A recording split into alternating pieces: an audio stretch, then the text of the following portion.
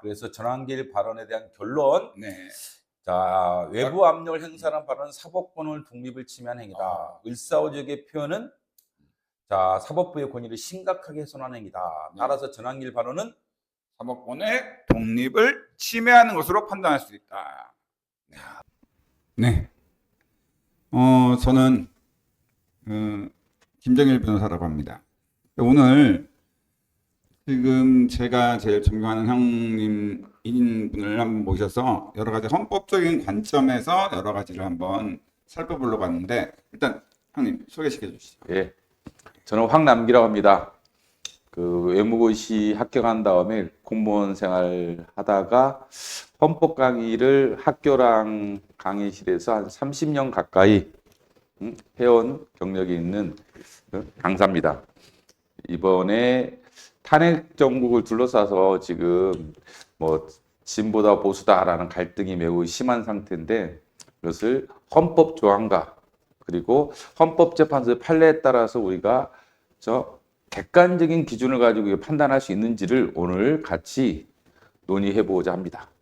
네, 그 형님한테 네. 편하게 좀 질문을 좀 해보고 싶은데, 네. 요즘에 이제 윤석열 씨나 뭐 이렇게 뭐 전환기 씨, 특히나 예. 뭐 전환기 씨 되게 싫어하긴 합니다. 네, 그분도 뭐 너무 싫어하겠죠. 서로 싫어하는 관계인데, 뭐 그 외에 여러 사람들이 참 이렇게 민주주의에 안 맞지 않은 얘기를 많이 하는데, 근데 이거와 관련돼서 요즘에 많이 언론에서 언급되는 게 방어적 민주주의라는 걸 많이 언급하더라고요. 방어적 민주주의가 뭐죠? 그 말 그대로 민주주의를 방어하겠다라는 그 논리입니다. 2차 세계대전 경험을 통해서 1949년 독일 기본법, 지금 생각하면 독일 헌법인데, 이 들어오면서 이 방어적 민주가 구체화됩니다. 그럼 민주주의 적이 누구라고 생각했느냐면, 그 당시에는 하나는 나치당, 그렇죠. 또 하나는 히틀러. 그렇죠. 이 두 가지의 민주주의 적에 대해서 독일 헌법, 그 당시에는 기본법이었는데요. 기본법 18조 21조에서 히틀러의 기본권을 실효시키자. 기본권 실효제도 또는 상실제도. 그 다음에 나치당을 위헌정당으로 해산시키자라는 위헌 해산제도가 21조에 들어옵니다. 그래서 18조 21조의 독일 헌법이 있고, 우리나라는 1960년에 그 제3차 개헌법 때 위헌정당 해산제도가 들어옴으로써 지금까지 남아 있습니다. 그래서 우리나라 자유민주주의는 헌법의 가장 근간을 이루는 원리라는 것은 누구든지 부정하지 않고 있죠. 이걸 방어하겠다는 게 방어적 민주주의입니다. 아, 그렇군요. 그러면 한마디로 방어적 민주주의는 민주주의의 적한테는 민주주의의 어떤 걸 적용하지 않겠다, 이런 취지. 그렇죠. 관용을 베풀지 않겠다는 거죠. 기본적으로 민주주의는 관용의 정신인데, 다만 민주주의 근간을 해치는 적들에 대해서는 관용을 베풀지 않겠다라는 관용의 한계를 설정해주는 이론이 방어적 민주주의라고 생각하시면 되겠습니다. 그러면 여기서 이제 하도 윤석열 씨든 뭐 김영현이든 또는 뭐 전환길 이런 사람들까지 자유민주주의라는 얘기를 참 많이 합니다. 그 자유민주주의가 도대체 뭐죠? 그러니까 지금 뭐 전두환도 자유민주주의를 주장했던 거고, 내 생각에는 히틀러도 당연합니다. 자기가 자유민주주의라고 주장합니다. 그래서 지금 뭐 자유민주주의라고 뭐 극우든 극자든 누구나 다 주장을 하고 있는데, 이 자유민주주의에 대해서 객관적 기준을 우리가 설정해서 과연 이 사람들이 주장하는 게 자유민주주의에 부합되는지를 구체로 판단해 봐야 됩니다. 자, 헌법재판소가 국가보안법 판례를 통해서 자유민주주의 개념을 설정한 적이 있었습니다. 자, 자유민주주의라는 것은 폭력적 지배, 자의적 지배의 배제, 1인 독재, 일당 독재의 배제, 그 다음에 자유평등 자치에 입각한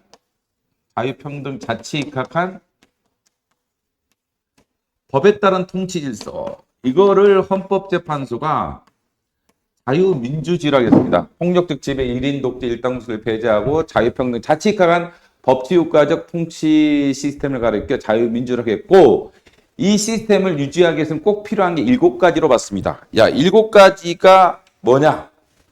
자, 첫째, 기본적 인권의 보장, 존중입니다. 두 번째가 권력 분립.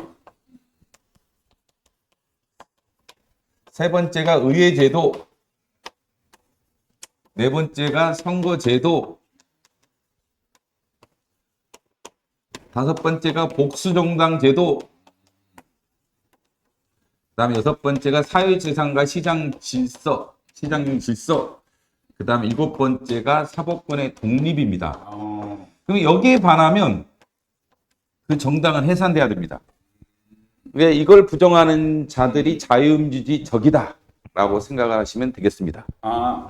그러면 전환기 씨나 윤석열 씨가 주장하는 예. 또 이번에 12.3 계엄이 과연 자유민주주의를 지키기 위해서 했다고 하는데 예. 이게 실제로 자유민주주의에 부합한지 저희가 이제 객관적인 기준에 따라서 판단해봐야 될 것 같아요. 그렇죠. 지금 이 자유민주주의 기본적인 개념이랑 이 7가지 요소에 부합되는 주장을 했는지 네. 이 자들이 자유민주주의라고 다들 외칩니다. 극자든 극우든. 그런데 막상 구체적으로 따져보면 이 요소들을 많이 부정합니다. 그래서 우리가 뭐 이 사람이 자유민주주의를 부정하고 있는지 긍정하고 있는지에 대해서 정치적으로 논의해봤자 결론이 안 나죠. 안 나죠. 그래서 뭐 하나만 한 소리입니다. 그런 소리. 그래서 오늘은 우리가 과연 자유민주주의의 핵심적인 개념과 요소를 기준으로 그동안 그 비상겸이라든지 또는 정광훈 씨라든지 전환기 씨의 발언이 자유민주주의 위반되는지 아닌지를 객관적으로 데이터를 가지고 한번 검증하려고 합니다. 네, 그렇죠. 이 검증에 사용되는 게 바로 챗 GPT인데요.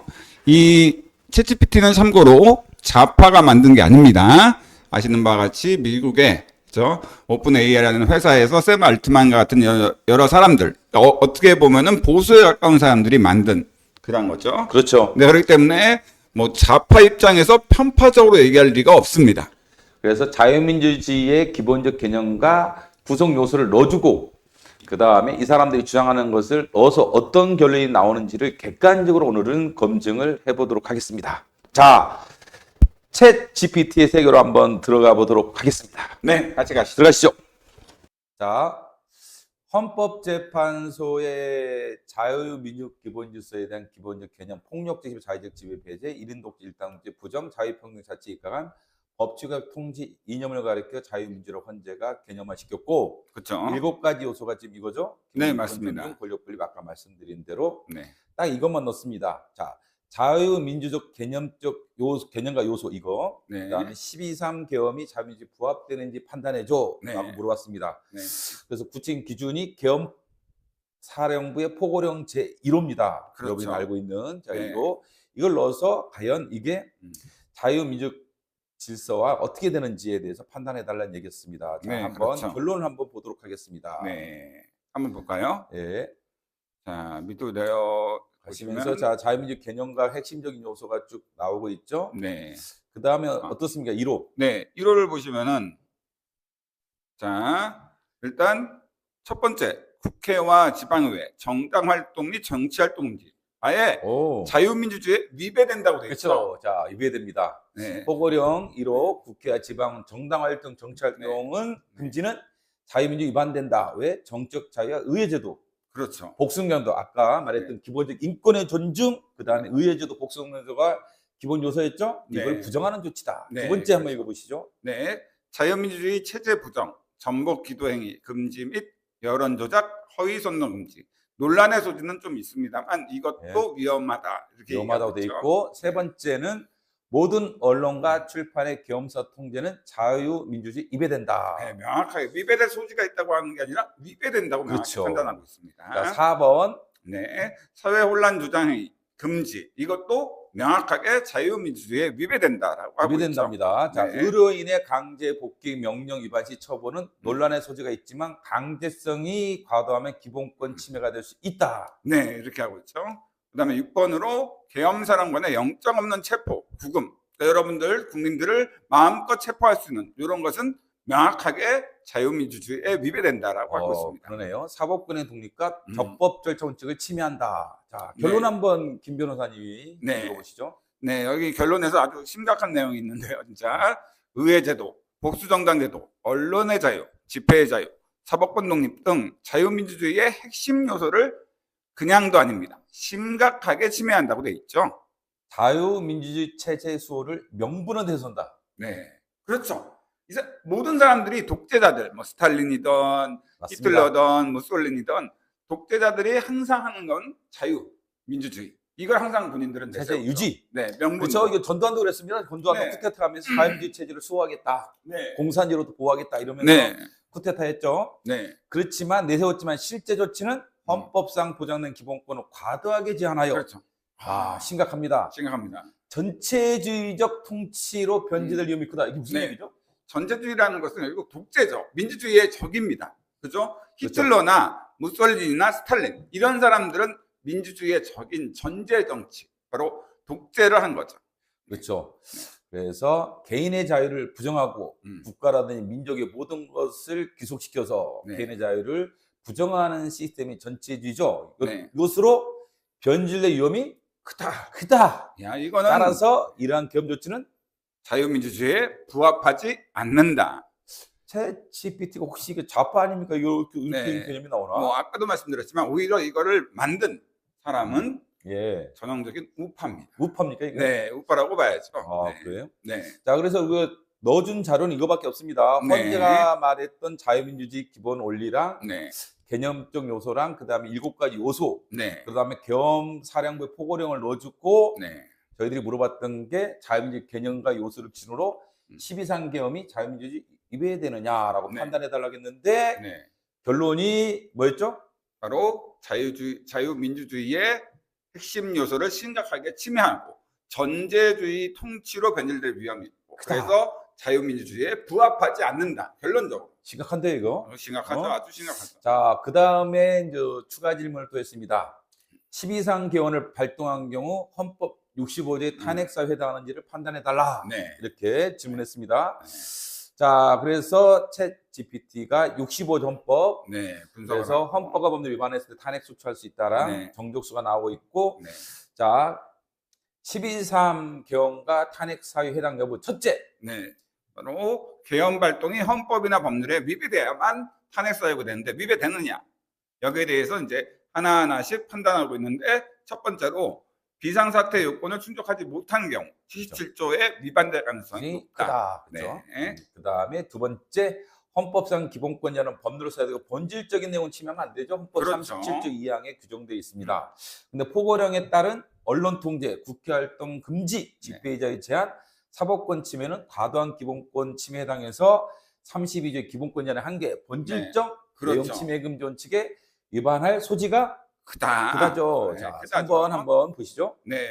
헌법 1조 및 자유민주적 기본 질서를 침해할 우려가 있다는 게 아니라 아예 침해한다고 돼 있죠.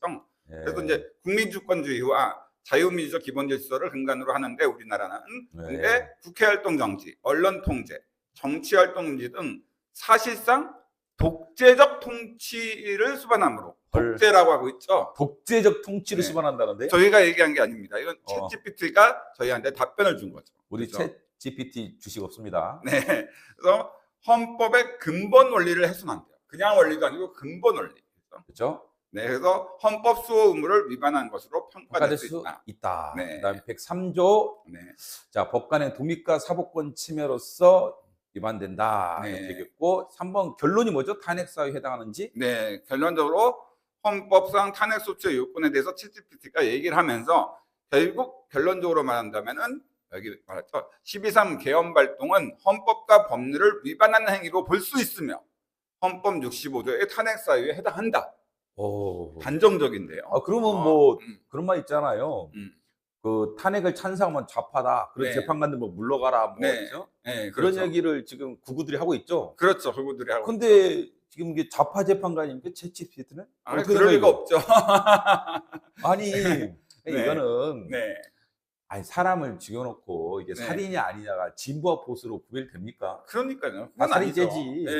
아니 헌법에 위반되는 게 명백하기 때문에 이거는 뭐 좌파 우파 구별할 필요 없이 탄핵 사유입니다. 이거는 뭐 명확하죠. 탄핵이 안 되면 이상한 겁니다. 근데 이걸 가지고 재판관들이 뭐 좌파다, 뭐 우파다 싸우고 있는데 진짜 웃기는 생기죠. 네. 아니 법을 무시하는 겁니까? 아니 헌법과 법률에 따라 재판을 가지고 그걸 가지고 뭐 좌파냐 우파냐 싸우는 것 자체가 그럼요. 이거 국가 분열을 야기하는 그렇죠. 악행입니다 이거. 그럼 요새 또 자유민주주의가 가장 심각한 침해가 있었던 것 중에 하나는 제 개인적으로는 네. 서부지방법원에서 영장을 발부했지 않습니까? 그렇죠. 윤석열 대통령한테. 네. 그때 저 젊은 60 몇 명의 청년들이 들어가서 네. 저 법원의 판사를 찾아내겠다. 그렇죠. 이렇게 해놓고 기물을 파손하고 네. 어떻게 뭐 불질른다는 뭐 얘기도 했던 것 같아요. 네, 참담한 행위를 참 많이 했죠. 그렇죠. 네.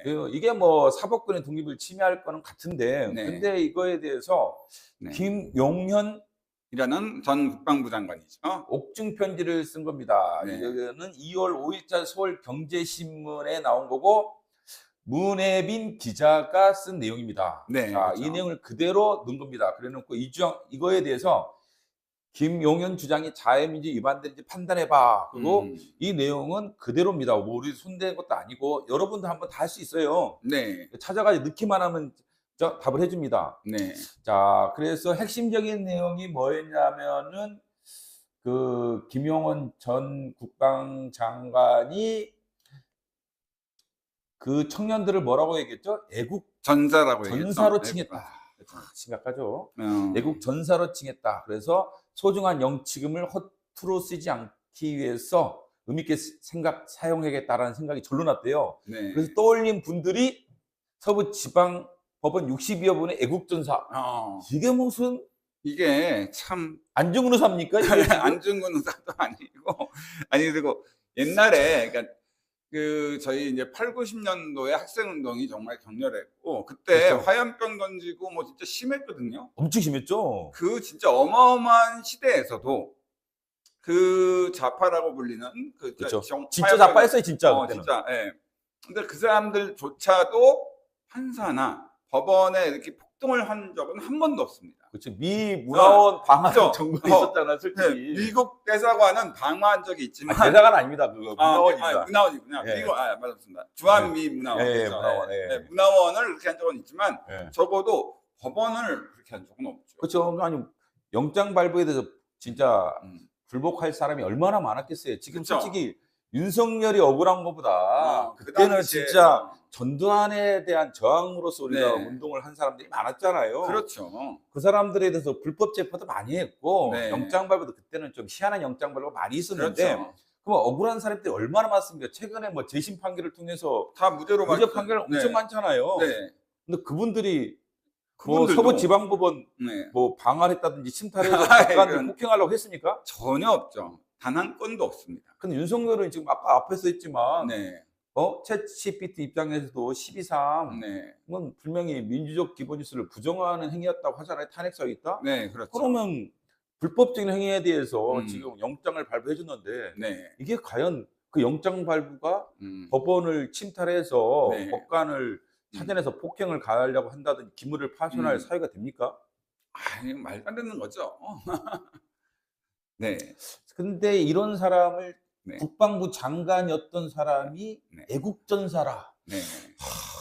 참. 그럼 진짜 이거 김구 선생님이라든지 안중근 의사한테 진짜 미안합니다. 그분들이야말로 이제 애국인들인데 이런 폭력적인 진짜 헌법 질서에 근간해치는 사람들을 애국전사로 표현하고 있습니다. 그리고 네. 그 뭐라고 그래? 자. 오래오래 기억되도록 잊지 말아야 할 것. 참. 굉장히 당혹스럽네요. 네, 당혹스러운 이게 얘기밖에 없네요. 우리나라 지금 국방부 장관이었던 사람이 할 얘기도 아닌데 그렇죠. 이 자유민주를 부정하는 행태를 하거든요. 그래서 자 그러면 챗 GPT는 뭐라고 답했는지 볼까요? 네. 일단은 우리가 설명했던 자유민주 네. 개념들은 혼자 한 얘기입니다. 우리가 한 것도 아닙니다. 네. 그다음에 자유민주 핵심 요소 아까 말했던 7가지를 네, 그렇죠. 지금 설명을 쭉 하고 있는 거예요. 네. 자 첫째, 자, 읽어보시죠. 네. 김 변호사님. 서울지법 폭력 사태 피의자들을 애국전사로 지칭한 점. 자유민주주의에 위반된다. 그러니까 위배된다고 명확하게 쓰고 그쵸. 있죠. 네, 위배될 소지가 있다는 게 아니고 그 어. 밑에 보면은 사법부 결정에 불복하고 폭력을 행사하는 행위를 정당함으로써 법치주의를 훼손한다. 그렇죠. 그렇죠. 그리고 밑에 사법부가 독립적으로 판결할 수 있도록 보장하는 것은 자유민주주의의 핵심 요소다.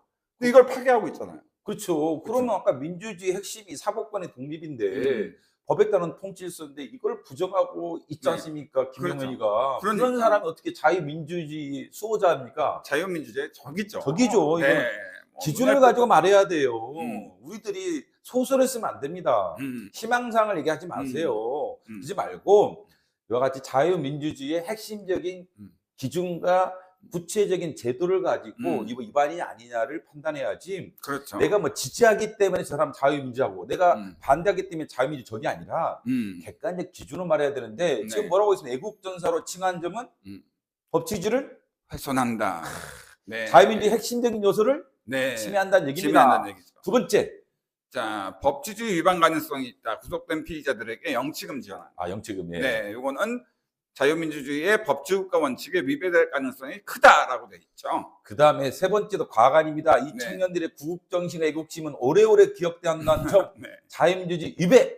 명확하게 국가기관의 침탈, 폭력행위를 구국행위로 미화한 것은 자유민주 최소 용인될 수 용인될 수 없다. 자, 없는 행위다. 네, 왜냐면 제가 이제 용인에 살고 있는데, 네, 어쨌든 간에 용인에 안 왔으면 좋겠어요. 아, 안 왔으면 좋겠어요? 네, 아예 그냥 그 무기징역이나 사형받아서 용인에 안 왔으면 좋겠는데, 약간 용인될 수 없다라고 돼 있죠. 그렇죠. 야, 챗GPT가 이렇게 단호한 표현을 쓰는 걸 저는 많이 못 봤거든요. 챗GPT가 이제 돌려서 표현합니다. 그래서 네. 정치 문제는 또 이거 민감하니까. 네, 그렇죠. 근데 이거는 용인될 수 없다. 아, 이 표현 대단합니다. 그 다음에 자유민주주의는 정당한 절차와 법적 질서를 통한 권력과 사실을 위하는 체제인데 폭력적 방식으로 체제에 자유민주주의를 도전하는 것은 도저히 자유민주주의 위배되기 때문에 허용이 안 된다는 거죠. 얘기입니다.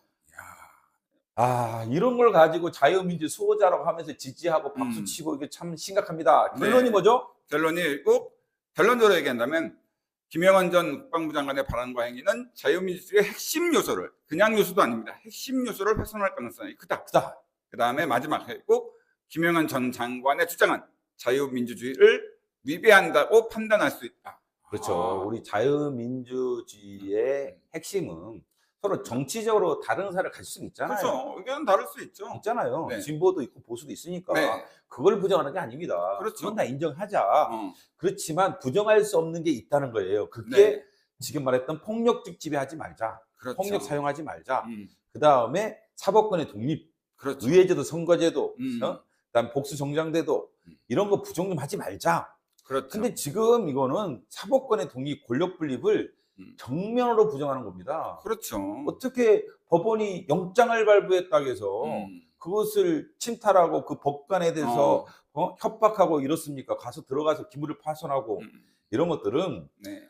법치주의 핵심을 부정하기 때문에 그렇죠. 민주주의의 적이라고 봐야 돼, 김용현은. 그럼요. 충분히 오히려 스탈린 이런 사람들과 거의 동일한 급이다. 이렇게 보면 그렇죠. 됩니다. 네. 그 다음에 또 네. 요새 그 김용현, 네. 정광훈을 이어받는 그 유명한 네. 전환길이 또 문제되고 있죠. 네. 이건 답답합니다. 우리 형님도 그 전환길과 같이 노량진에서 강의하면서 형님은 노량진에서 이제 헌법 1타, 전환길은 그 한국사 1타였죠. 네. 그렇죠. 네. 근데 전환길이 요즘에 하는 발언들을 보면은 좀 저도 이제 법을 배운 입장에서 너무 당혹스럽더라고요. 제가 학원에 가면 난립니다. 선생님들이 네. 저런 발언 어떻게 하느냐. 저한테 나서라고 그래. 제가 헌법을 강의를 계속 해왔기 때문에 네. 선생님 나서서 따끔하게 얘기를 해줘야지 그걸 방치하면 안 된다. 왜냐하면 그렇죠. 너무 많은 젊은이들이 보고 있지 않습니까? 그렇죠. 그다음에 선생님이다 보니까 말을 받아들이려고 그래요. 그래서 그렇죠. 더 심각합니다. 그냥 일반 사람들이 얘기하는 것보다 그렇죠. 선생님 말하면 애들이 아무래도 빨리 수용하려면. 그렇죠. 근데 이게 너무 심각해서 선생님들도 다 이게 나서야 한다는 얘기를 저한테도 진짜 제가 여러 번 들었습니다. 네? 자, 그래서 최근 그 8일날, 2월 8일날 대구에서 그렇죠. 전환길의 한 발언을 가지고 한번 와봤습니다. 이거는 뭐 어디 신문에 다 나왔던 거예요. 뭐 어려운 것도 아니고. 그렇죠. 한국사 강사 전환길이 또다시 헌재의 을사오적의 표현을 사용하여 무리를 빚고 있다. 네. 그래서 8일 대구에서 동대구에서 있었죠? 네, 그렇죠. 그래서 뭐 지지율이 60을 넘으면 복귀한다. 뭐 이런 얘기도 했고,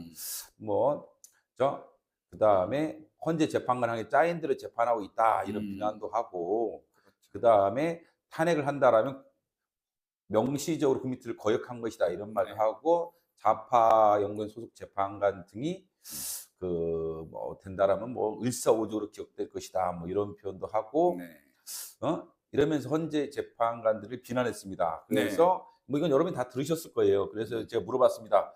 위에 전환길 헌법재판 관련 발언이 오탈자네 사법권 독립을 침해하는지 판단해줘. 이거밖에 없습니다. 신문에 나온 그대로예요. 그대로 여러분이 다 알고 있는 내용이죠.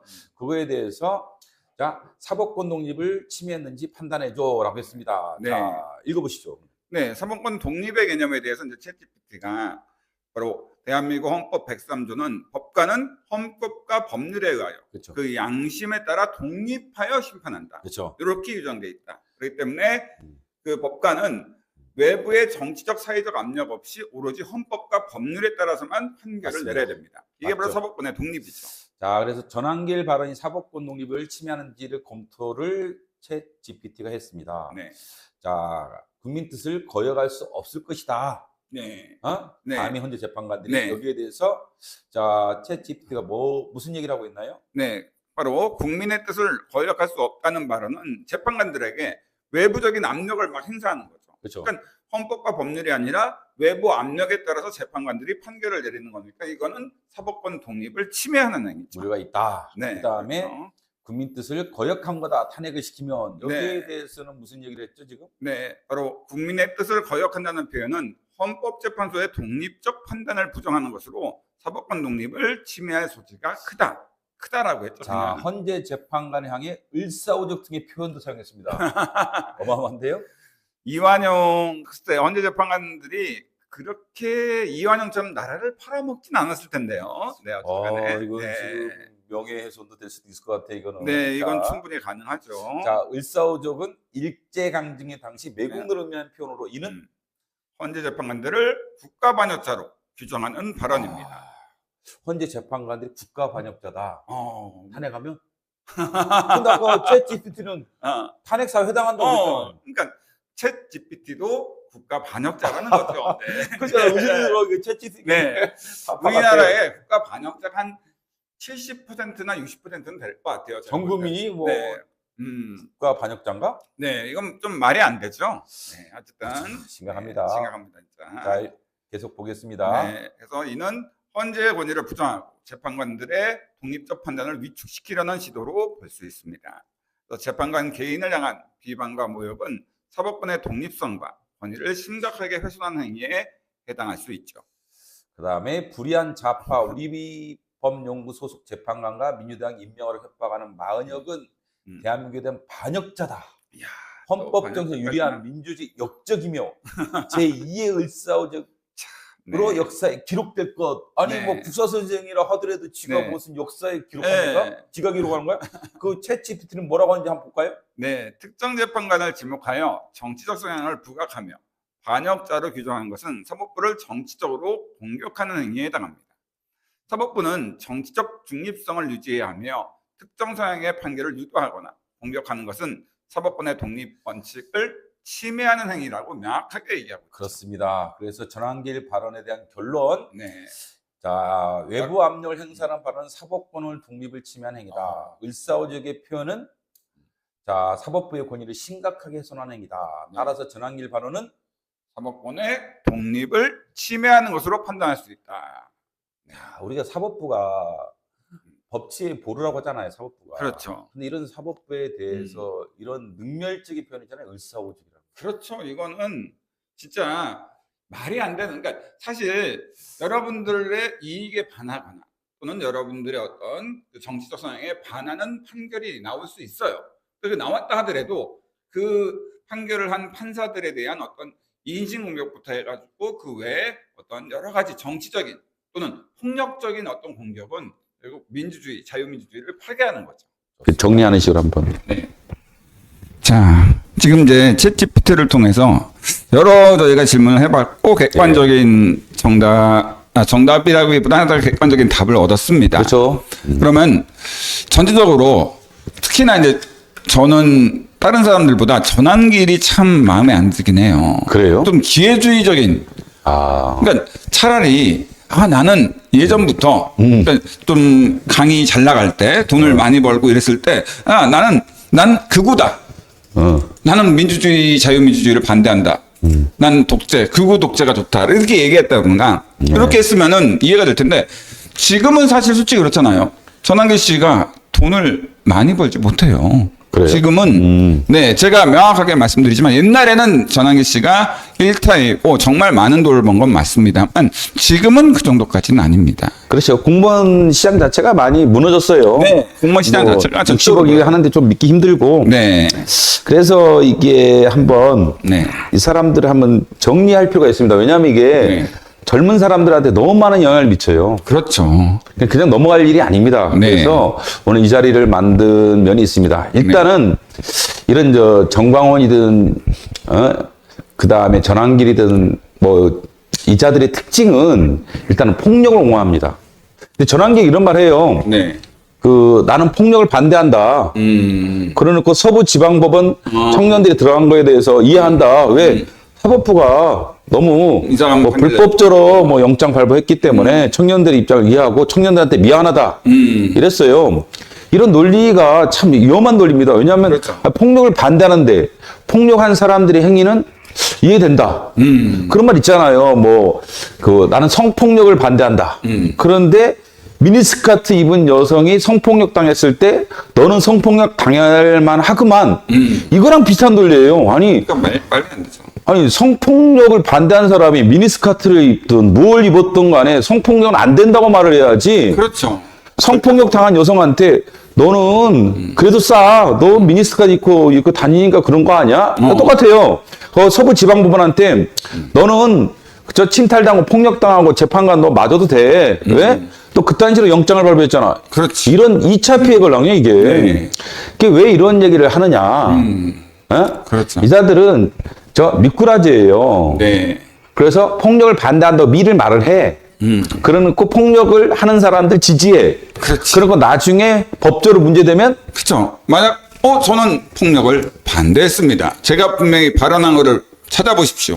제가 폭력을 선동한 적은 없습니다. 그러면서 자기만 빠져나가고 그 자기의 말을 듣고 폭력을 행사한 그 지지자들이라고 할 수 있는 젊은 청년들은 그대로 폭력 행위에 의해서 구속이 돼요.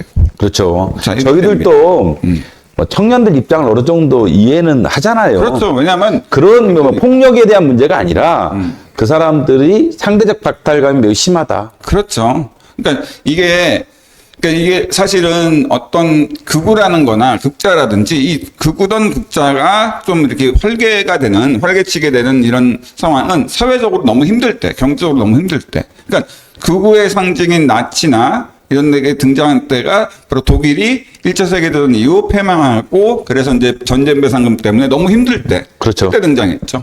또 마찬가지로 스탈린이나 레닌 그때도 그 러시아 제정 시대 때 엄청난 어떤 그렇죠. 농민들이 너무 힘드니까.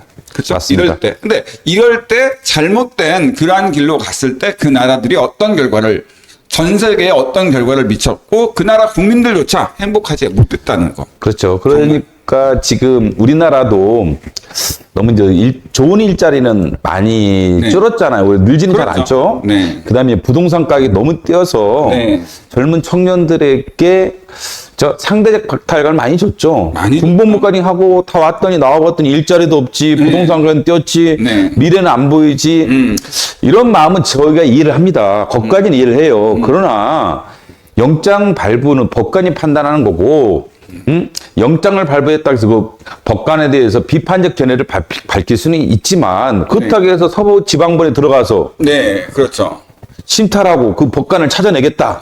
이거는 거의 그 스탈린 또는 무솔리니 같은 이런 독재, 전제주의제 하에서의 어떤 폭력. 그러니까 나치가 실제로 히틀러가 정권 잡기 위해서 그 나치의 그 지지자들이 군대를 실제로, 그러니까 사설 군대 같게 만들어가지고 실제로 폭력을 많이 행사했거든요. 이런 것이 지금 우리나라에서 어떤 조짐이 보인다라는 생각이 들어서 매우 안타깝습니다.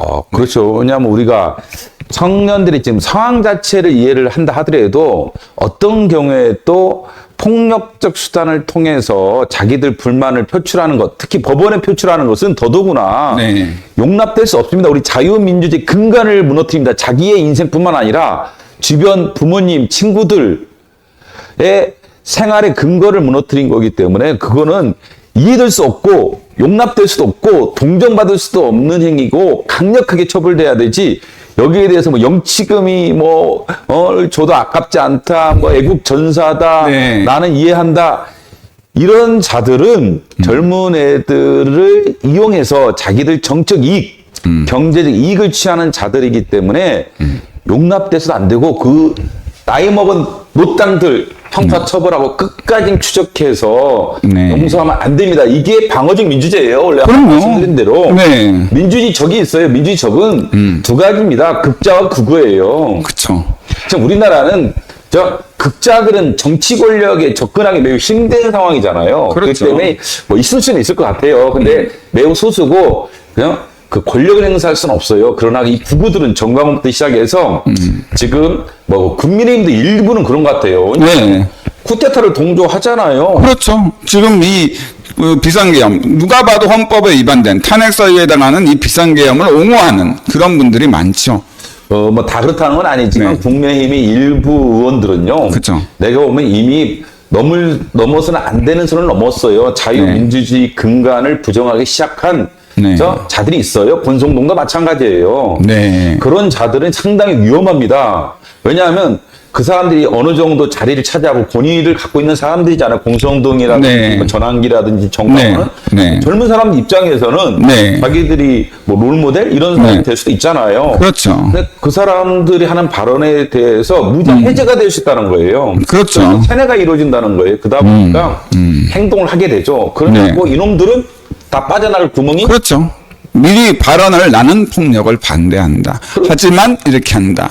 그러니까 뭐 나도 나중 변호사도 쓰고 이래가지고 그렇죠. 힘도 있을 테니까 그럼요. 뭐 어떻게 살아도 빠져나오겠죠. 그 인간들은. 그렇죠. 근데 그 선동에 넘어간 우리 젊은 학생들이나 이런 분들은 결국 엄청난 처벌을 받게 되고 그 가족까지 힘들고 그 네. 사람들 믿으면 안 됩니다. 그렇죠.